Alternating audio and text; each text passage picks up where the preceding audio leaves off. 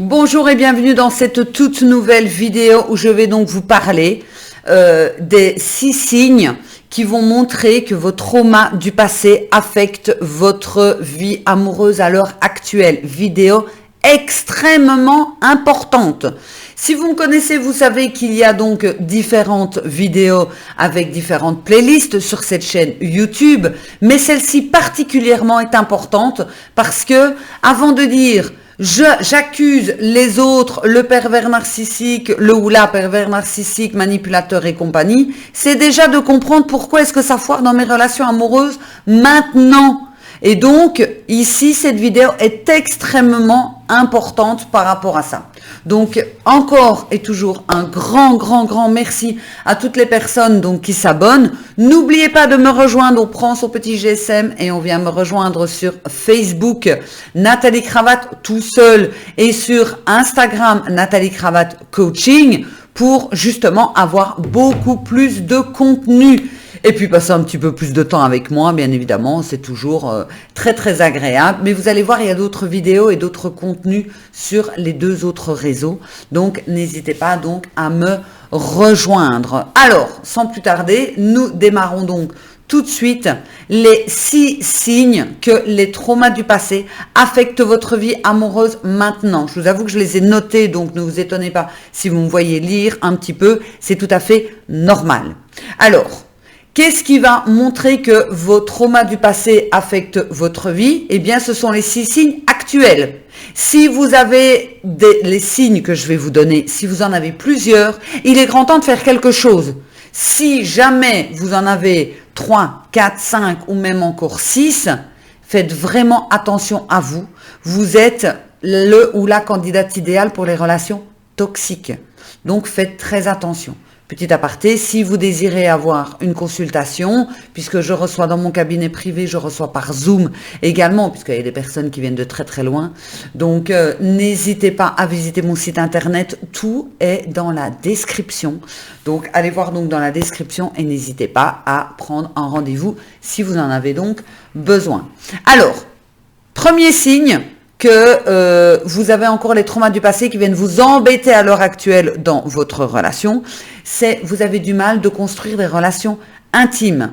Donc, quand on a vécu des traumas dans le passé, souvent on a du mal de lier une certaine intimité à se rapprocher des autres et à construire des relations intimes.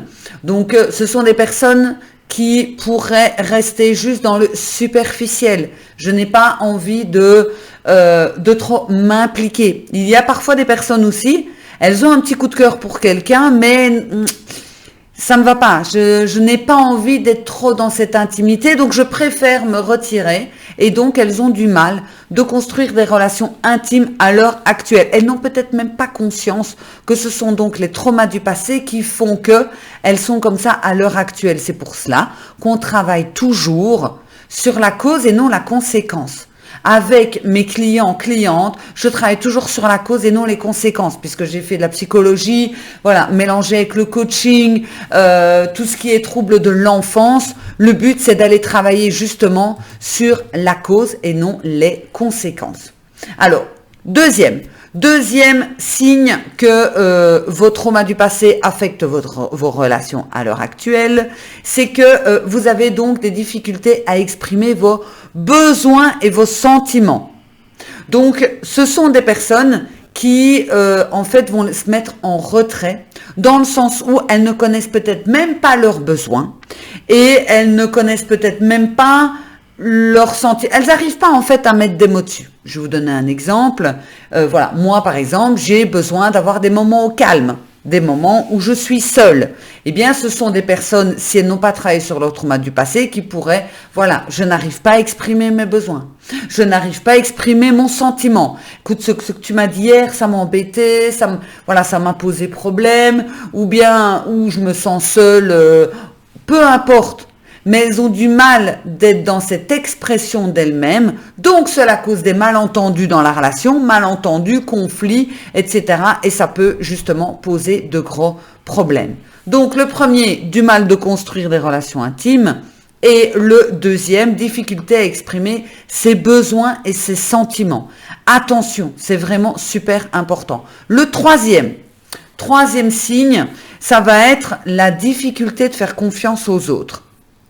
Quand je vous ai dit dans le point 1 que c'était des personnes qui en fait ne s'ouvraient pas plus que ça, restaient dans tout ce qui était en surface, eh bien effectivement ce sont des personnes qui peuvent avoir du mal de faire confiance aux autres et d'être méfiants, et ça peut aussi causer justement du stress, des conflits dans une relation. J'ai du mal à te faire confiance, je suis sûre que tu vas me la faire à l'envers, et donc il y a encore ce retrait dans la relation. On n'est pas encore dans une relation intime, on est toujours effectivement donc dans ce retrait de soi-même en fait.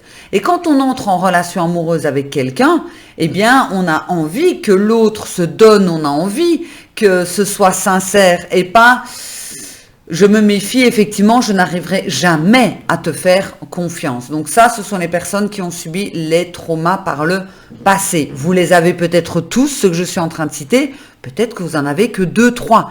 Mais c'est important de pouvoir comprendre qu'est-ce qui vous bloque dans vos relations amoureuses encore à l'heure actuelle. Quatrième signe qui indique que les traumas du passé affectent votre vie amoureuse maintenant. Quatrième, ce sont des schémas répétitifs de comportements négatifs dans les relations amoureuses. Donc si chaque fois que vous êtes dans une relation amoureuse, vous vivez tout le temps la même chose, c'est émotionnellement épuisant. Voilà, vous êtes fatigué, c'est chaque fois des relations instables, chaque fois il y a quelque chose et vous avez l'impression de revivre tout le temps la même chose, c'est que effectivement vous avez donc des traumas du passé qui ne sont pas réglés et que soit vous allez aller chercher ces conflits ou cette instabilité dans les relations, ou éventuellement, avec votre inconscient, vous allez attirer à vous des personnes que vous savez que ça n'ira pas. Je répète, vous allez attirer à vous des personnes que vous savez que ça ne fonctionnera pas. Comme ça, vous êtes quitte, comme je l'ai dit au début, de construire des relations intimes et de faire confiance. Tout va bien. Donc, il faut vraiment faire attention à ce point-là également. En 5, donc quand je vous ai dit, ce sont donc les peurs irrationnelles que l'on peut avoir dans la relation. Je vais vous donner un exemple. Quelqu'un qui ne vous donne aucun signe qu'il vous trompe, par exemple. Cette personne, vous savez à peu de choses près où elle laisse son GSM tout le temps sur le côté, limite ça bip, dis-moi un petit peu qui est là, etc. Il n'y a aucun signe que la personne aurait quelque chose à vous cacher. Et vous êtes toujours dans ces peurs irrationnelles. Il n'y a rien de rationnel. Ce sont des peurs irrationnelles et alors vous pourrissez la relation, vous la rendez en fait toxique. Parce que vous allez dans la suspicion, vous allez vouloir observer l'autre, etc. Alors que l'autre ne donne aucun signe qui prouve qu'on ne peut pas lui faire confiance et qu'il y a un souci. Mais vous, comme c'est irrationnel et ça génère de l'anxiété, en fait, vous bouffez à l'intérieur et vous allez donner ça à votre compagnon, à votre partenaire. Donc, il faut vraiment faire attention à ça parce que sinon, c'est vous qui êtes toxique dans la relation. C'est pas forcément l'autre. Il faut arrêter toujours de dire que c'est l'autre. Hein. Ici, on est bien là pour se dire, ok, j'ai ma part de responsabilité. Qu'est-ce que je peux faire? Comment est-ce que je peux travailler sur moi pour justement être mieux? Ce que je vais vous donner après, je vais vous donner les solutions. Sinon, vous allez me dire, super, moi j'ai les 6. Et en fait, Nathalie, elle a coupé la vidéo, elle n'a pas donné de solution. Je vais vous donner des solutions. Et en 6, vous avez des difficultés à gérer les conflits. Quand on est adulte, pour gérer les conflits, on évite de hurler, claquer la porte, prendre sa voiture, casser les assiettes, etc.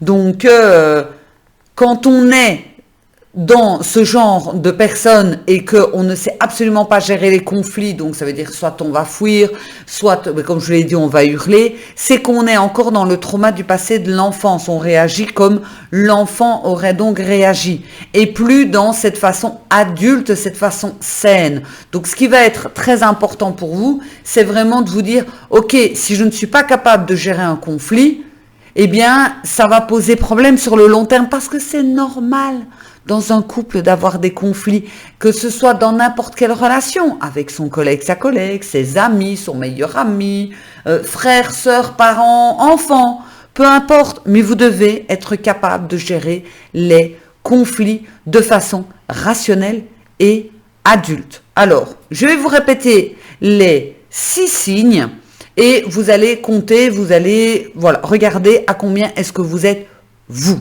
Alors, premier signe, difficulté à construire des relations intimes, réelles. Donc, intime, c'est pas, je fais semblant. Si, j'ai des relations. Non, tu passes d'une relation à l'autre, mais tu ne te dévoiles jamais vraiment. Deuxième, difficulté à exprimer ses besoins et ses sentiments. Ah, je fais tout pour l'autre. Je fais tout pour l'autre pour le garder et moi, je passe après. Ça, c'est le deuxième. Troisième, difficulté à faire confiance aux autres. Ça, c'est facile à comprendre. 4. Schéma répétitif de comportement négatif. Donc, vous répétez tout le temps les mêmes choses dans vos relations. Tout le temps. 5e, oui, je vous avoue que je les ai notés parce que j'avais peur d'en oublier. 5e, des peurs irrationnelles. Vous faites chier votre monde pour des choses qu'il n'y a pas. C'est des peurs irrationnelles et en fait, vous êtes angoissé tout le temps. La personne n'est pas là, vous êtes angoissé. Vous avez des peurs tout le temps. Limite, vous faites des crises d'angoisse. C'est pas normal. Et enfin, le dernier, difficulté à gérer les conflits en tant qu'adulte responsable. Alors, si vous avez une majorité sur les 6, même encore 3, ça pose problème. Ça veut dire que tout ce que vous avez vécu dans votre passé, vous pourriez encore à l'heure actuelle. Donc, ça veut dire qu'il va être très difficile pour vous d'entrer dans une relation saine avec un tel passif. Parce qu'en fait, qu'est-ce que vous faites ? Eh bien, c'est comme si vous mangez au restaurant avec des couverts sales. Ça veut dire que vous allez me dire, en fait, c'est pas très bon. Ben non, parce que sur les couverts, il y a plein de boue, donc forcément, les aliments auront le goût de la boue. Et encore, je dis de la boue pour être sympathique, pour ne pas dire autre chose. Donc, ici, c'est la même chose. C'est-à-dire que chaque fois que vous voulez entrer en relation, vous arrivez avec un bagage émotionnel qui n'est pas sain, hein, entendons-nous bien, qui fait partie des 6 signes. Et encore, j'en ai relevé que 6. Parce que sinon, je pourrais en mettre beaucoup plus. Et qu'est-ce qui va se passer ? Eh bien, forcément, vous allez entrer dans une relation toxique. Soit vous allez attirer une personne toxique, soit vous allez entrer par vous-même en relation toxique. Donc, qu'est-ce qu'il faut faire pour pouvoir sortir de ça, Nathalie ? La première chose, c'est d'en prendre conscience. La première chose, c'est d'arrêter de se mentir et dire non, moi, les points qu'elle m'a donnés, moi, c'est pas moi et tout. Et d'être honnête envers soi-même. D'être vraiment honnête envers soi-même. Si, effectivement, j'ai encore ces problématiques et je voudrais donc travailler sur moi. Donc, on en prend conscience. Deuxième chose, on est tolérant envers soi-même.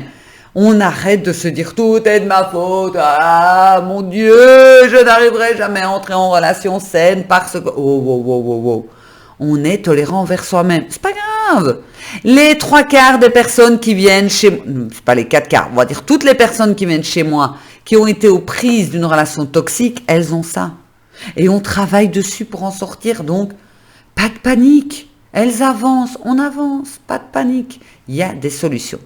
Donc, être tolérant envers soi-même. La troisième chose, eh bien, c'est justement de travailler sur soi. Tout le manquement de l'enfant, tous les traumas du passé, tout ce que l'enfant n'a pas digéré, vous étant enfant, hein, tout ce que vous traînez, eh bien, comment est-ce qu'on peut le nettoyer en travaillant sur vous ? La seule façon de travailler sur vous, c'est pas en travaillant tout seul, je vous le dis déjà. Comment le thérapeute peut vous aider ? Le thérapeute, en fait, il voit derrière ce que vous dites au niveau donc du rationnel. Donc, entre ce que vous dites et le non-verbal et les mots que vous choisissez, je sais exactement que les mots que vous allez choisir ne sont pas anodins, je vais les prendre et je vais comprendre ce que vous avez voulu dire. Donc, c'est vraiment important de se faire accompagner. Moi-même, je me fais régulièrement accompagner parce que je continue toujours à travailler sur moi, parce que je suis un être humain et il m'arrive des choses aussi, et parce que j'ai besoin et j'aime bien et j'ai envie, etc. Donc, c'est vraiment important de comprendre que vous allez peut-être lire un livre, vous allez prendre que la partie qui vous arrange, que la partie rationnelle, alors que moi, je vais aller voir justement ce qu'il y a donc dans l'inconscient pour le faire ressortir. On le nettoie. Et voilà. Et on peut effectivement continuer à vivre sereinement. Si vous en avez envie de vraiment travailler sur vous, eh bien, c'est de travailler en équilibre. Vous le savez, je vous en parle tout le temps. C'est de vous inscrire, et vous allez le trouver dans la description, au programme Équilibre. Tous les mois, une nouvelle thématique avec des zooms de groupe ensemble. Enfin, vraiment un programme de dingue que je vous ai préparé pour que vous puissiez avancer à votre rythme, accompagné par moi-même et par les autres personnes, pour avancer vraiment vers la relation saine, vers un équilibre de vie et vers justement ce qui va vous convenir à vous. Et fini ces problématiques de l'enfance qui vous pourrissent. On les met sur le côté, ceux-là. Donc, n'oubliez pas, très important, c'est de cliquer donc sur le lien qui se trouve dans la description pour découvrir le programme. Et c'est vraiment de prendre conscience que vous êtes la seule personne. Vous pouvez changer les choses. La seule. Il n'y a pas quelqu'un d'autre qui peut changer les choses. Vous êtes la seule personne.